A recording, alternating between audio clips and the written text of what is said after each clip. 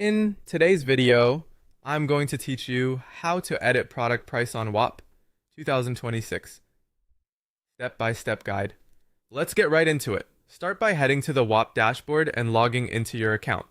Once you're in, choose the store or specific product area you want to work with. If you manage multiple offerings, take a moment to confirm you're in the correct workspace so the change applies to the right item. Next, navigate to either the Manage or Products section. Both routes lead you to the same place where product details live. From there, click the exact product, membership, or digital item you want to update. You'll see different tabs or panels. Look for the Pricing section. This is where all billing-related settings are controlled. Inside Pricing, you can adjust a few key elements. If the product is a single purchase item, change the one-time payment amount to your new price. If it's a subscription, update the recurring price to match your new monthly, quarterly, or annual rate. You can also modify billing intervals if needed, for example, moving from monthly to annual, or adding a quarterly option to better fit your audience.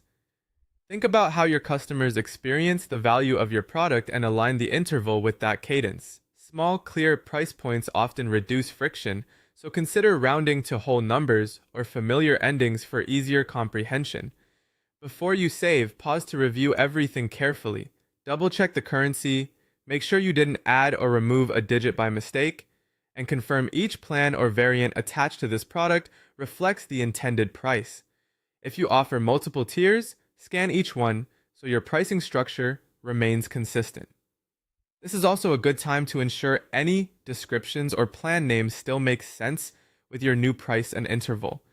When you're confident the details are correct, click Save, Changes, or Update Product.